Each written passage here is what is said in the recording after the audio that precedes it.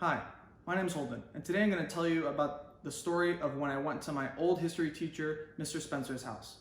He knew I was getting kicked out of Pensy, so before I left, he asked me to go to his house to give him a visit. So after the football game, I went to his house and Mrs. Spencer let me in.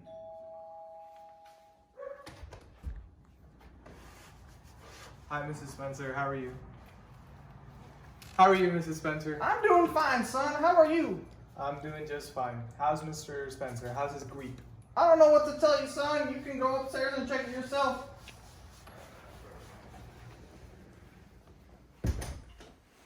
What is this man even living for? His posture is terrible, and he looks like he's about to collapse any second. Him and Mrs. Spencer don't even have to have good relations. Pretty good.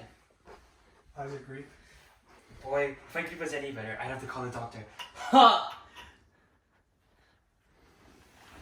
Orange up the game, boy. This was the last big game of the season, and everyone was there and all. I'd been watching it from a distance, but I didn't feel like explaining it to him. I just got back from New York, sir. So you're leaving, eh? I guess I am, sir.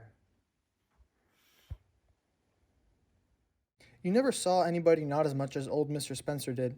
You can never tell whether he was nodding a lot because he was thinking or he was a nice old guy. What did Dr. Thurner tell you in your little chat?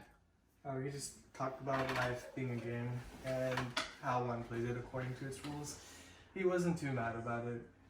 Life is a game that one plays according to the rules. A game? Yeah, right. I'll admit if you're on the side with all the hot shots, life is a game. But on the other side, what's the game? There is no game. Did Dr. Thurner write to your parents yet? No, not yet, sir. Have you told them? I've not, sir.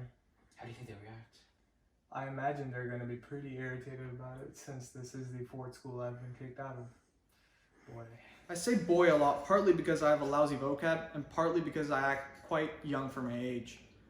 I was 16 then, and I'm 17 now. I've changed a lot, but sometimes I act like I'm 13. I had the pleasure of meeting your parents. They're quite grand people. Yes, they are, sir.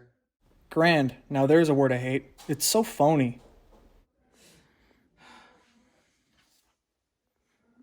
I thought he would say something serious, but I was way off. However, I feel a lecture coming out. I don't mind lectures, but I didn't feel like being lectured right now. What's the matter with you, boy? How many subjects are you taking this year? 5. How many are you failing? 4, sir. I only passed English because I'd already done all that stuff at the Wooten School. All I have to do is composition and stuff. It looked like he wasn't even listening. I deflunked in my class. I know, sir. I really do. I believe you. You really knew nothing. Did you ever open the textbook throughout the whole year? I opened it a couple of times. I really did. A couple of times. Go give me your essay. It was a trick, but I didn't have much of a choice, so I went and got my essay. I was starting to regret stopping by.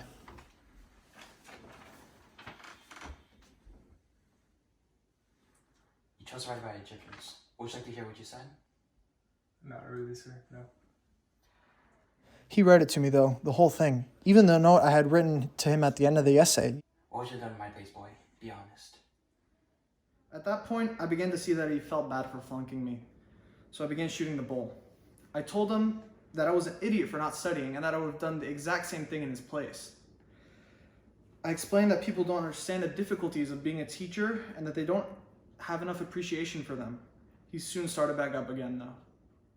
Do you have any qualms about leaving the institution? Not at the moment, sir. But I'm sure it's going to hit me later. I'm sure it will, boy. I'm really trying to help you here, son. When's this man gonna stop talking?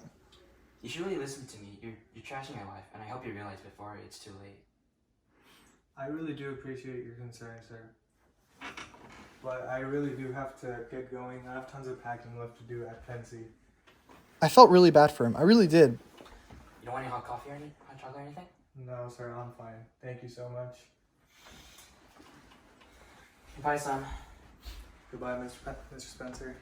I hope your greep feels better. Thanks, boy.